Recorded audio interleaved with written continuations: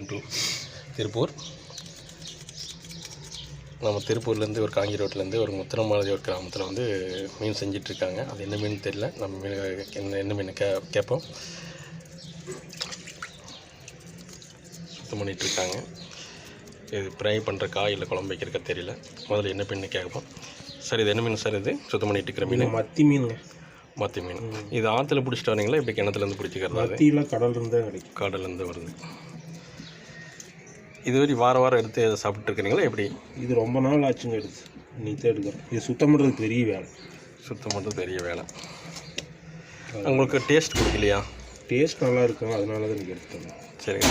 வறுவல் பண்ணுறீங்களா எப்படி? இது குழம்பு மாதிரி வறுக்கிறீங்க.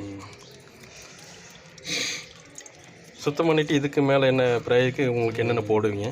இது அப்படியே கழுவிட்டு ஜேபி சிக்கன் அந்த மீன் மசாலா பொடி இருக்குது. ஜேபி அப்படியே தூவிட்டு அப்படியே பொரிச்சு எடுத்து சாப்பிட வேண்டியதான். Okay okay okay. இப்போ ஃப்ரை அதாவது தொடச்சி வைக்கிறீங்களா? அந்த தொடச்சி வைக்கும் போது எவ்வளோ நேரம் இங்கே ட்ரை பண்ணுறதுக்கு வைப்பீங்க? ஒரு 1/4 மணி நேரத்தில் போட்டுடலாம். 1/4 மணி நேரம்.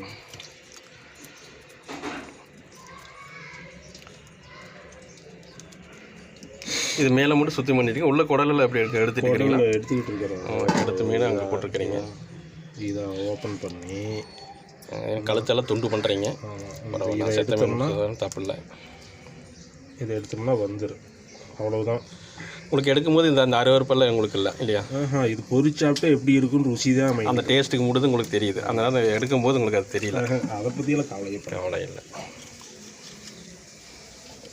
கருவாடு வாசம் பிடிக்காது, ஆனால் குழம்பு வச்சா ருசிக்குது இல்லை, அந்த மாதிரி தான். கண்டிப்பாங்க.